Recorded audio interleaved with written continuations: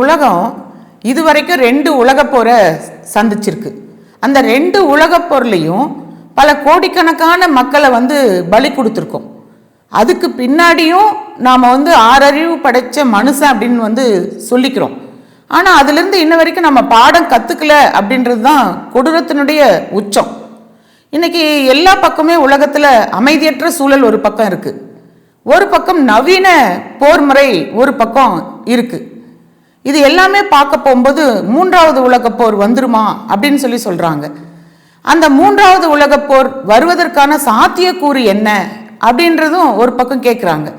ஒரு சிலர் சொல்கிறாங்க இப்போ நடந்துக்கிட்டு இருக்கிறதே உலகப் போர் தானே, 3வது உலகப் போர் தானே அப்படின்னு சொல்கிறாங்க. அப்படி ஒரு 3வது உலகப் போர் வந்துச்சு அப்படின்னு சொன்னால் இது எதுக்காக வரும்? வாங்க பதிவுக்குள்ளே போகலாம். Welcome to Varma studio. நான் உங்கள் தோழர் எஸ் தமிழ்ச்செல்வி.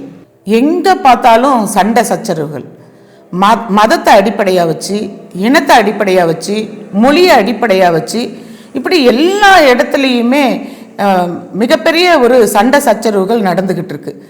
ஒரு காற்று மனுஷனுக்கு எவ்வளோ முக்கியமோ அந்த முக்கியமான அளவுக்கு சண்டையும் சச்சரவும் கூட மனுஷனோட உடம்புல பின்னி பிணைஞ்சிருக்கிற மாதிரி தோணுது.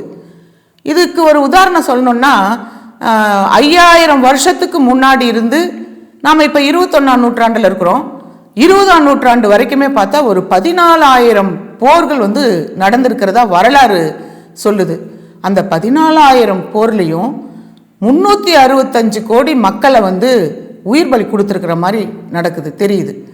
ஏறக்குறைய ஒரு 50 லட்சம் கோடி ரூபாய் பொருளாதார இழப்பு நடந்திருக்கு. இவ்வளோ இழப்புகள் நடந்த பின்னாடியும் கூட மனிதன் இப்படிப்பட்ட போரை கையில் எடுக்கிறான் அப்படின்னு சொன்னால் என்ன அர்த்தம்? அதுக்கு ஆசைங்க, மண் ஆசை, பொன்னாசை, அதிகார ஆசை. இப்படிப்பட்ட ஒரு ஆசையினால ஒரு நாடை விட்டு நாடு பிடிக்கிறது, அந்த நாடை பிடிக்கிறதுக்கு உண்டான ஆசைகளோடு பல ஆயிரக்கணக்கான லட்சக்கணக்கான கோடிக்கணக்கான ரூபாய்களை செலவு பண்ணுறது பொருளாதார இழப்பை ஏற்படுத்துறது. 2000 வருஷத்துக்கு முன்ன ரோமாபுரியை ஆண்ட மன்னன் ஜூலியஸ் சீசர் அவன் நடத்தின யுத்தத்தின் போது எதிரின்ற ஒரே காரணத்துக்காக தன்னுடைய உடன்பிறவா சகோதரனையே கொலை செய்யக்கூடிய ஒரு சூழ்நிலை என்பது வந்திருக்கு. அப்போது அந்த கொலைக்காக நடத்தப்பட்ட அந்த பணம் என்பது, செலவழித்த பணம் என்பது வெறும் 75 பைசா. அதுக்கு பின்னாடி கிபி 1800வது வருஷத்தில் மாவீரன் நெப்போலியன் நடத்திய அந்த போர் யுத்தத்திற்காக ஒரு வீரனை கொல்வதற்காக செலவு பண்ணப்பட்ட பணம் என்பது 24,000 ரூபாய். அதுக்கு அடுத்தது ஒரு 100 வருஷம் கழிச்சு நடந்த முதல் உலகப் போரினுடைய யுத்தத்தின் போது ஒரு வீரனை போரில் கொல்வதற்காக செலவு பண்ணப்பட்ட பணம் என்பது 1,68,000 ரூபாய்.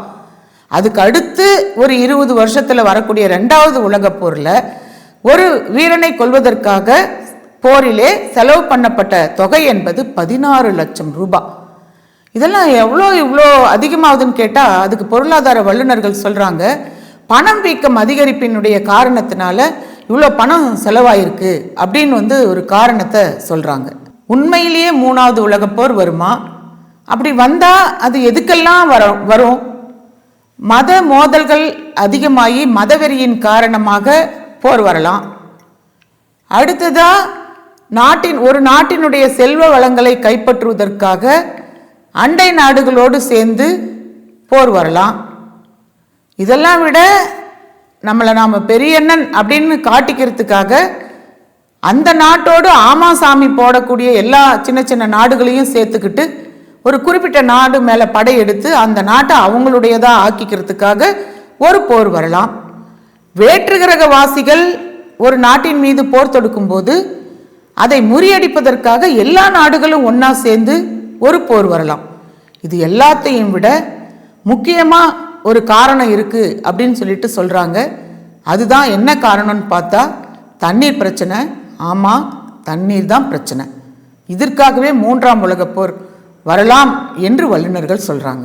நீர்வளம் குறைஞ்சி நிலத்தடி நீர் எங்கே அதிகமாக இருக்கோ அந்த பிரதேசத்தை நோக்கி போரிடக்கூடிய நிலைமை என்பது கண்டிப்பாக வரும். இன்னைக்கு பருவநிலை மாற்றம் என்பது வந்துருச்சு.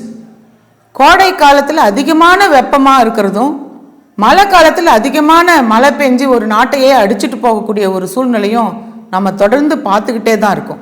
பருவநிலை மாற்றம் என்பது இன்னைக்கு இந்தியாவை மட்டும் இல்லை, உலகம் ஃபுல்லாக பாதிக்குதுன்னு சொல்லிட்டு விஞ்ஞானிகள் சொல்கிறாங்க. இன்னைக்கு சந்திர கிரகணத்திலையும் செவ்வாய் கிரகத்திலையும் தண்ணி இருக்குன்னு நாசா விஞ்ஞானிகள் கண்டுபிடிச்சு சொல்லும்போது அது அப்படியே பயங்கர மகிழ்ச்சியாக எல்லாருமே நம்ம பார்த்தோம், எல்லாருமே நம்ம பகிர்ந்துக்கிட்டோம். அதே தான் இன்னைக்கு சூழல். இன்னைக்கு நிலத்தடி நீர் என்பது ரொம்ப குறைஞ்சி, நிலத்தடி நீர் எங்கே இருக்கிறதோ அந்த நாட்டை நோக்கிய போர் என்பது மூலக்கூடிய அபாயம் என்பது இருக்கு. அப்படிப்பட்ட அந்த சூழல்ல பணபலமும் போர்பலமும் வலிமையும் எந்த நாட்டில் அதிகமாக இருக்கோ அந்த நாடு நீர்வளம் இருக்கக்கூடிய நாட்டின் மேல் போர் தொடுத்து அந்த நாட்டை தனதுடையதாக ஆக்கி கொள்ளும் என்ற ஒரு விஷயமே தண்ணீருக்காக இந்த 3ஆம் உலக போர் வரும் என்று வல்லுநர்கள் சொல்வதில் மாற்று கருத்து ஏதாவது இருக்க முடியுமா? இப்போ நம்ம வரலாற்று புத்தகங்களில் படிச்சிருக்கோம், இந்த முதல் உலக போர் நடந்திருக்குதுன்னு தெரியும். 1914 வருஷம் ஆகஸ்ட் மாதம் 4ஆம் தேதியிலேருந்து தொடங்கி 1918 வருஷம் நவம்பர் மாதம் 14ஆம் தேதி முடியுது அப்படின்னு சொல்லிட்டு நம்ம படிச்சிருக்கிறோம். ஆனால் இந்த போர் எதனால் தொடங்குச்சு, எதுக்காக தொடங்குச்சு நம்ம யாருக்காவது தெரியுமா? பாப்போமா. ஆஸ்திரியா நாட்டினுடைய இளவரசன் பிரான்சிஸ் பெர்டினன்ட் அவன் தன்னுடைய இளவரசியோட காரில் அந்த நாடை சுற்றி பார்க்கறதுக்காக வெளியில் போயிட்டுருக்கான். அப்போது அடையாளம் தெரியாத ஒரு நபரால் அந்த பிரான்சிஸ் பெர்டினண்ட்டை கொலை பண்ணிடுறாங்க. கொஞ்ச நாளைக்குள்ள அந்த கொலை பண்ண ஆள் யாருன்னு கண்டுபிடிச்சிடுறாங்க. அவங்க செர்பியா நாட்டை சேர்ந்த நபர்னு தெரிஞ்சு போயிடுது. இந்த செர்பியா நாட்டுக்கும் ஆஸ்திரியா நாட்டுக்கும் அன்னைக்கு உள்பகை என்பது தொடர்ந்து இருந்துக்கிட்டே இருந்துச்சு. அன்னைக்கு ஐரோப்பிய கண்டத்தில் ஆஸ்திரியா என்பது இன்னைக்கு அமெரிக்கா மாதிரி மிகப்பெரிய பலம் பொருந்திய ஒரு நாடு. அப்போது செர்பியா நாட்டுக்காரன்னு சொல்லி கண்டுபிடிச்ச உடனடியாக போர் நாட்டுக்கு நாடு தொடங்குது. அந்த இளவரசனை கொன்ற மாதம் 1914 வருஷம் ஜூன் மாதத்தில் அந்த கொலை நடக்குது. ஆகஸ்ட் மாதம் முதல் உலக போர் தொடங்குதுன்னு சொல்கிறாங்க. அப்போ ஆஸ்திரியாவுக்கு ஆதரவாக இருக்கக்கூடிய ஹங்கேரி, பல்கேரியா இந்த மாதிரி நாடுகள்லாம் ஆஸ்திரியாவுக்கு ஆதரவாக அவங்களுக்கு ஆதரவு கரம் நீட்டுறாங்க. அப்போ செர்பியா நாட்டுக்கு ஆதரவாக இருக்கக்கூடிய ரஷ்யா, சீனா, பிரான்ஸு, பிரிட்டன் உள்ளிட்ட நாடுகள் எல்லாம் செர்பியா நாட்டுக்கு ஆதரவாக ஒன்று சேர்றாங்க. அப்போ இன்னைக்கு உலகத்தினுடைய மிகப்பெரிய முதலாளி தான் வல்லரசு என்று சொல்லக்கூடிய அமெரிக்கா அன்னைக்கு சீன்லேயே கிடையாது. அவங்க அன்னைக்கு தேமேன்னு இருக்கக்கூடிய சூழ்நிலையில் அன்னைக்கு செர்பியா நாட்டுக்காரன் கடலில் இருக்கக்கூடிய அந்த அமெரிக்காவினுடைய போர் விமானத்தை நீர்மூழ்கி கப்பல் மூலமாக குண்டு வச்சு தொலைச்சிடுறாங்க. அப்போ அதில் பல்லாயிரக்கணக்கான வீரர்கள் உயிர் இழந்து போயிடுறாங்க. அப்போ அதன் மூலமாக ஒவ்வொரு நாட்டுக்கும் மேலும் மேலும் பகை அந்த போர் முதல் உலக போராக மாறி வருது. அந்த போரில் தான் முதல்ல நவீன ரக போர் விமானங்களையும் நீர்மூழ்கி கப்பல்களையும் போர் கப்பல்களையும் முதல்ல பயன்படுத்துகிறாங்க. இது முதல் உலக போர் என்று சொல்கிறாங்க. இப்படிப்பட்ட முதல் உலக போர் ஒரு இளவரசனையும் ஒரு இளவரசியையும் ஆஸ்திரியா நாட்டு இளவரசையும் கொன்ற காரணத்திற்காக 1914 18 வரைக்கும் நடந்திருக்கிறது என்ற ஒரு விஷயத்தையே இந்த வரலாற்று நிகழ்வுகளை பார்த்த பின்னாடி நமக்கு தெரிய வருது. பொதுவாகவே போரின் போது விஷவாயுவை பயன்படுத்தக்கூடாது அப்படின்னு சொல்லிட்டு எல்லா நாடுகளும் ஏற்றுக்கொண்ட எழுதப்படாத ஒரு ஒப்பந்தம். ஆனால் ஆஸ்திரியாவுக்கு ஆதரவாக களமிறங்கின ஜெர்மன் நாடு இதை மீறிடுச்சு. அவங்க என்ன பண்ணாங்க அப்படின்னு சொன்னால் அந்த போருக்கு போகும்போது அவங்க முகமுடியை கட்டிப்பாங்க. முகமுடியை கட்டிக்கிட்டு தனக்கு பின்னால் சிலிண்டரில் விஷவாயுவை நிரப்பிக்கிட்ட குதிரை வண்டி அவங்க பின்னாடி வரும். ஜெர்மன் நாட்டு படை வீரர்களோட கூட வரும். அப்போ அந்த எதிரி நாட்டு படைகள் கிட்ட போனாங்கன்னா அந்த சிலிண்டரோட விஷவாயுனுடைய மூடியை உடைச்சிடுவாங்க. அப்போ அந்த விஷவாயு எதிரிகள் சுவாசிக்க முடியாமல் எல்லாருமே அப்படியே கொத்து கொத்தா மாண்டு போவாங்க. இந்த வேலையை அன்னைக்கு ஜெர்மன் நாடு பண்ணாங்க. அதை பார்த்துட்டு நேச நாடுகள் என்ன பண்ணாங்க, ஈஸியாக ஜெர்மன் இப்படி பண்ணுறதை ஏற்றுக்கொள்ள முடியாமல் அந்த நேச நாடுகள் எல்லாம் சேர்ந்து ஜெர்மன் நாட்டு மேலே படையெடுத்தாங்க. படையெடுக்கும்போது நாலாப்புறமும் வந்த அந்த நேச நாட்டு படைகளினுடைய அந்த படை பலத்தை தாங்க முடியாமல் ஜெர்மன் தோல்வி நிலைமைக்கு வந்துட்டாங்க. ஜெர்மனை ஆண்ட மன்னன் தன்னுடைய தோல்வியை ஒத்துக்கிட்டு மக்கள் பிரதிநிதிகள் கிட்ட ஆட்சியை கொடுத்து நாட்டை விட்டு போயிட்டாங்க. அதுக்கப்புறம்தான் ஆஸ்திரியா, யுகோஸ்லோவாகியா, செக்கோஸ்லோவாகியா என்று துண்டு துண்டா ஆஸ்திரியா நாடு பிரிஞ்சு போச்சு. அதுக்கப்புறம் எல்லா நாடுகளும் ஒன்னா சேர்ந்து சர்வதேச சங்கம்னு ஒரு சங்கத்தை ஆரம்பிச்சாங்க. இத்தோட முதல் உலகப் போர் ஒரு முடிவுக்கு வந்தது. ஆனால் அடுத்து வலுவாக தன்னை காட்டிக்கொண்ட ஆஸ்திரியா, யுகோஸ்லோவாகியா, செக்கோஸ்லோவாகியா, போலந்து அப்படின்னு துண்டு துண்டா அந்த நாடு பிரிஞ்சு போச்சு. இப்போ உலகத்தில் இருக்கக்கூடிய எல்லா நாடுகளும் ஒன்றா சேர்ந்து ஒரு சர்வதேச சங்கம் அப்படின்னு சொல்லிட்டு ஒரு சங்கத்தை ஆரம்பித்தாங்க. இந்த சங்கத்தோட நோக்கமே என்ன அப்படின்னா, இந்த முதல் உலகை போரை போல இப்படிப்பட்ட உயிர் பலிகளை கொடுக்கக்கூடிய போர் இதுக்கு மேலே நடக்கவே கூடாதுன்றது தான் அந்த சர்வதேச சங்கத்தினுடைய நோக்கம். ஆனால் அடுத்த 20 வருஷத்துலேயே 2வது உலகப் போர் வந்ததுன்றது தான் மிகப்பெரிய ஒரு சோகம். இதில் சோகத்தினுடைய வரலாறுன்னே சொல்லலாம். ஒரு நாட்டினுடைய இளவரசனையும் இளவரசியும் கொலை பண்ணிட்டதுக்காக முதல் உலகப் போர் நடந்திருக்குன்றதை நம்ம பார்த்தோம். இப்போ இந்த முதல் உலகப் போருக்காக எவ்வளோ இழப்பு நடந்திருக்குதுன்றதை பார்த்தோன்னு சொன்னால் ஒரு 4 கோடி பேரை பலி கொடுத்துருக்கோம். போருக்காக பலி கொடுக்கப்பட்டவர்கள் 2 கோடி பேர். போர் முடிஞ்ச பின்னாடி பசி, பிணி, பஞ்சம், வறுமை உள்ளிட்ட எல்லா காரணங்களுக்காகவும் விஷக்காய்ச்சல், ஒரு பெரிய காய்ச்சல் ஒன்று பரவி அந்த காய்ச்சல் மூலமாக ஒரு 2 கோடி பேர் உயிரிழந்திருக்காங்க.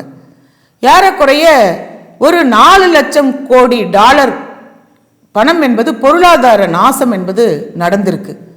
இந்த முதல் உலகப் போர் மட்டும் 1561 நாள் இந்த முதல் உலகப் போர் நடந்திருக்கு. எவ்வளவு பெரிய சோகமான நிகழ்வு பார்த்தீங்களா? இந்த 2ஆம் உலகப் போர் நடப்பதற்கு முக்கியமாக காரணமாக இருந்தது ஜெர்மனி தான். இதுக்கும் ஜெர்மனி தான் காரணம். அதனுடைய சர்வாதிகாரியாக, ஜெர்மனியினுடைய சர்வாதிகாரியாக இருந்த ஹிட்லருடைய பேராசை காரணமாக இந்த 2ஆம் உலகப் போர் நடந்திருக்கிறதுன்றத வரலாற்றில் நாம் பார்க்குறோம். இப்போ நாடு பிடிக்கக்கூடிய ஆசை ஹிட்லருக்கு. அவர் எந்த ஒப்பந்தத்தையும் கைப்பற்றாமல், அதை கடைப்பிடிக்காம போலந்து நாட்டின் மேலே படையெடுக்கிறாரு. எந்த போர் பிரகடனமும் பண்ணலை, அறிவிப்பும் விடலை. போலந்து நாட்டு மேலே படையெடுக்கிறாரு. படையெடுத்து போலந்தை கைப்பற்றி தன் கைக்குள்ள வச்சுக்கிட்டார். இதை பார்த்த பிரான்ஸுக்கும் பிரிட்டனுக்கும் கோபம் வந்துருச்சு. போலந்தை கைப்பற்றும் போது தான் முதலாக அணு ஆயுதத்தை பயன்படுத்தியிருக்கிறாரு ஹிட்லர். அப்போ பிரான்ஸுக்கும் பிரிட்டனுக்கும் கோபம் வந்த காரணத்தினால ஜெர்மனி மேலே படையெடுப்பதற்காக பிரகடனம் பண்ணுறாங்க. 1939 அதே செப்டம்பர் 6ஆம் தேதி.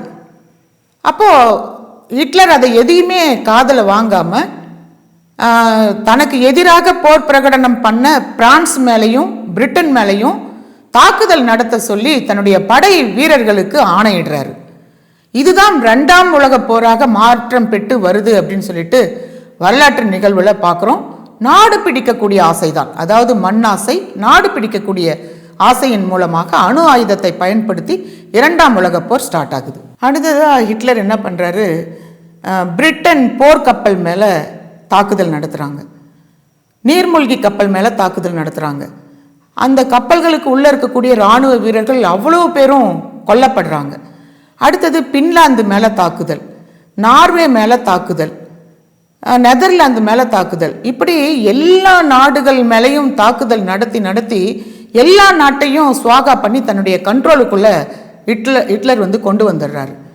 அடுத்ததாக என்ன பண்ணுறாங்கன்னா பிரான்ஸ் நாட்டில் பார்த்தீங்கன்னா ஒரு 51 லட்சம் சிப்பாய்கள், ஒரு 7 லட்சம் இராணுவத்தினர், இவ்வளோ பெரியும் பிரான்ஸ் நாடு வச்சிருக்காங்க, போர் புரிவதற்காக வச்சிருக்காங்க.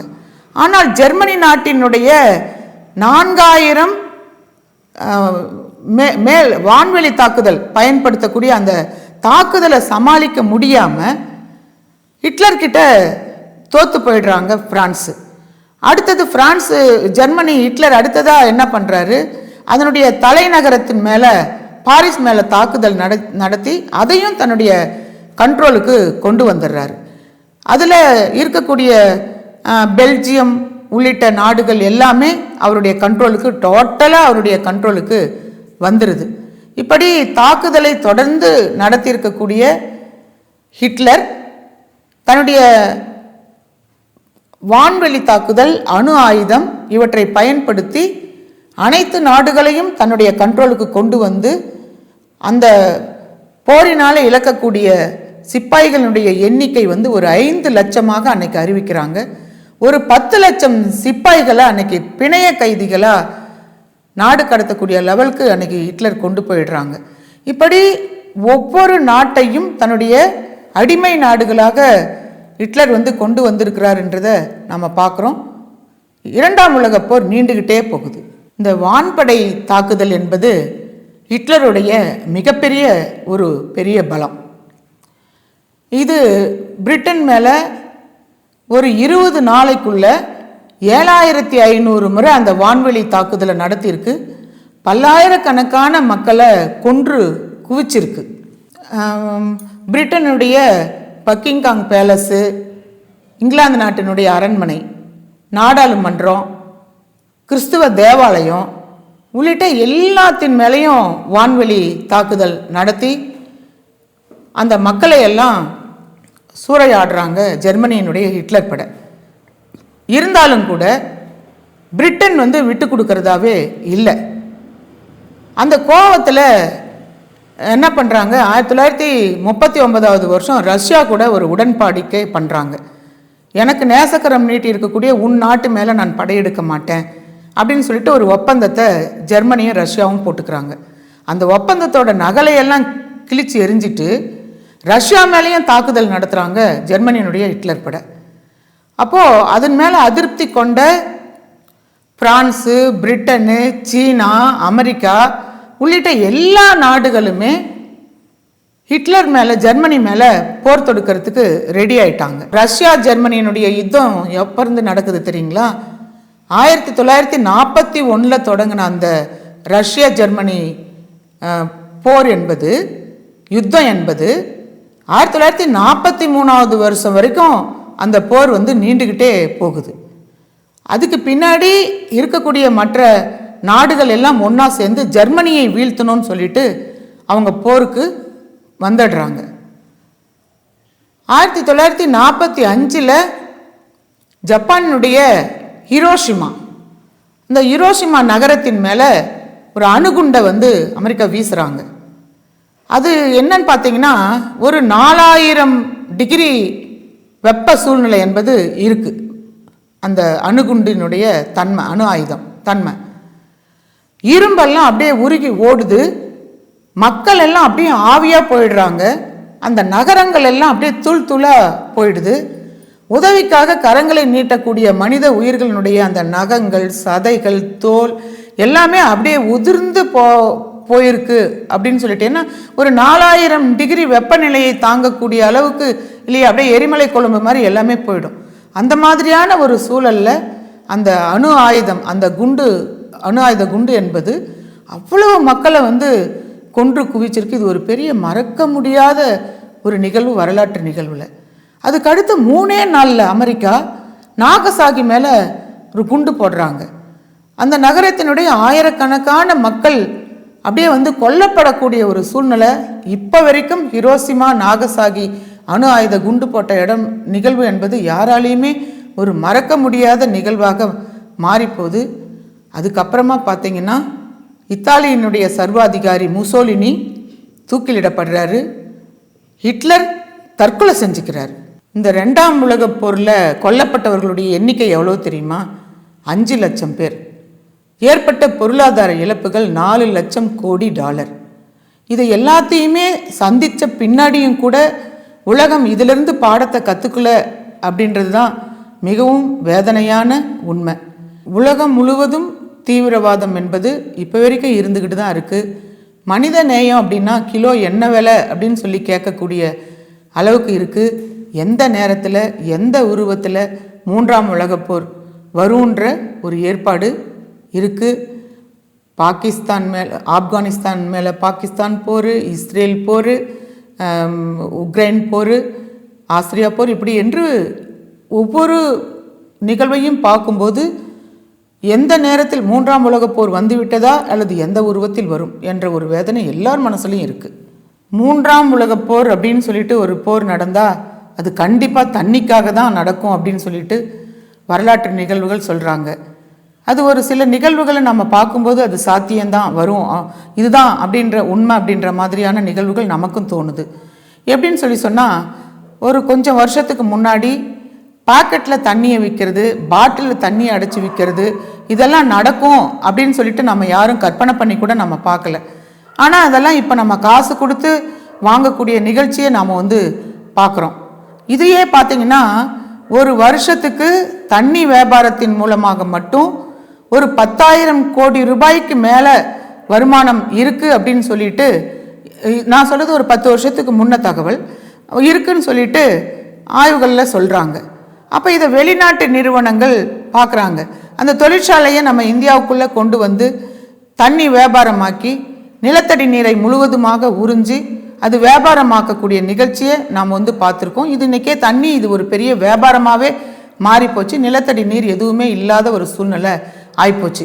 இந்த போக்கு இப்படியே போச்சுன்னா தண்ணீருக்காக இது மிகப்பெரிய ஒரு ஆபத்தை உருவாக்கும் அப்படின்னு சொல்லிட்டு நம்முடைய முன்னாள் குடியரசுத் தலைவர் அப்துல் கலாம் அவர்கள் நமக்கு சொல்லியிருக்காங்க. இப்போ தண்ணீருக்காக அடிப்படை தண்ணீரே இல்லாத மக்கள் ஏறக்குறைய ஒரு 250 கோடி மக்களுக்கு அடிப்படையிலேயே தண்ணி வசதி இல்லை அப்படின்னு சொல்லிட்டு ஒரு வரலாற்று ஆய்வு சொல்லுது. உலகத்தில் தண்ணி இல்லாமல் வறட்சியான பகுதியில் வாழக்கூடிய மக்கள் ஒரு 85% மக்கள் வறட்சியான பகுதியில் தண்ணியே இல்லாமல் வாழ்ந்துக்கிட்டு இருக்காங்க. ஒரு 78 கோடி மக்களுக்கு குடிக்கிறதுக்கு தண்ணி இல்லாமல் இப்போ வரைக்கும் இருக்கிறாங்கன்ற ஒரு வரலாற்று நிகழ்வு சொல்லுது. 2050 வருஷத்துக்குள்ள பார்த்தா இன்னும் தண்ணியினுடைய தேவை ஒரு 19% அதிகமாகும் அப்படின்னு சொல்கிறாங்க. அப்போது கற்பனை செஞ்சு பார்த்தாலே நமக்கு தலையெல்லாம் சுற்றுது. நதிநீர் இணைப்பு கண்டிப்பாக அவசியமாக தேவைப்படுது. பூமியை எல்லையாக வச்சுக்கிட்டு இது உன்னுடைய நாடு, இது என்னுடைய நாடு, இது உனக்கு சேர வேண்டிய தண்ணி, இது எனக்கு சேர வேண்டிய தண்ணி என்ற ஒரு பிரச்சனை இப்போ வரைக்கும் போய்கிட்டு இருக்கு அப்படின்னு சொன்னால் இது தவறானது, மிகவும் கேவலமானதும் கூட தண்ணீருக்காக அப்படின்றத நம்ம பார்க்குறோம். உலகத்தில் இருக்கக்கூடிய மொத்த நதிகளில் 276 நதிகள் ஒரு நாட்டினுடைய எல்லையை கடந்து இன்னொரு நாட்டுக்கும் போகுது. அதில் ஒரு 185 நதிகளை 2 நாடுகளும் பங்கிட்டுக்கிறாங்க. தண்ணிக்கு 2 நாடுகளும் பங்கிட்டுக்கிறாங்க. அதே மாதிரி இதில் ரொம்ப மகிழ்ச்சியான ஒரு விஷயம் என்ன அப்படின்னு சொன்னால், மத்திய ஐரோப்பாவில் இருக்கக்கூடிய தன்யூப் அப்படின்ற ஒரு நதியை 18 நாடுகள் சொந்தம் கொண்டாடி அந்த நதியை தண்ணி பங்கிட்டுக்கிறாங்கன்றது ஒரு பெரிய மகிழ்ச்சியான செய்தி. வெவ்வேறு அரசியல் அமைப்பு கொண்ட பல்வேறு நாடுகள் இந்த நதிநீர் பங்கீட்டில் ஒட்டுமொத்தமாக ஒன்றாக இருந்து தங்களுடைய நாட்டு மக்களை மகிழ்விக்கிறாங்க தண்ணி விஷயத்தில் அப்படின்னு பார்க்கும்போது ரொம்ப சந்தோஷமாக இருக்குது. ஆனால் ஒரே நாட்டில் ஒரே கலாச்சாரத்தில் அடிப்படையாக கொண்டிருக்கக்கூடிய நிலையில் கர்நாடகம் தமிழகத்திற்கு தண்ணியை கொடுக்க மாட்டேன் அப்படின்னு சொல்கிறது எவ்வளோ ஒரு வேதனையான விஷயன்றது நம்ம பார்க்கணும். பெட்ரோல் வளமிக்க அரபு தேசத்தில் தண்ணிக்கு தவிக்கிறாங்க. அந்த நாட்டு மக்களுக்கு மொத்தமே ஒரு 34% தான் தண்ணி கிடைக்குது. ஒரு 66% தண்ணி வெளிநாட்டிலேருந்து அவங்க விலைக்கு வாங்குறாங்க. நவீன தொழில்நுட்பத்தை பயன்படுத்தி கடல் நீரை குடிநீராக மாற்றி சுத்திகரித்து மக்களுக்கு கொடுக்குறாங்க. அதே மாதிரி அமெரிக்கா, பிரான்ஸு, பிரிட்டன் உள்ளிட்ட வளர்ந்த நாடுகள் அந்த தண்ணியை மறுசுழற்சி பண்ணி மக்களுக்கு கொடுக்குறாங்க. இந்தியா மட்டும் 90% தண்ணியை வந்து கடலில் கலந்துருது. மழை தண்ணி வந்து கடலில் கலந்துருது. தண்ணிக்கு வந்து நம்ம தவிக்கக்கூடிய ஒரு சூழல் என்பது வருது. தண்ணீரை வந்து திரவ தங்கம் அப்படின்னு சொல்லிட்டு அழைக்கிறாங்க. இப்போது ஒரு மனிதனுக்கு வந்து தண்ணி எவ்வளோ முக்கியம், அந்த தண்ணியினுடைய முக்கியத்தினால நம்முடைய உடம்பு எப்படி செயல்படுது அப்படின்னு சொல்லி நம்ம பார்த்தோம்னா, ஒரு மனுஷனுடைய மூளையில் தண்ணி வந்து 74% தண்ணி இருக்குது.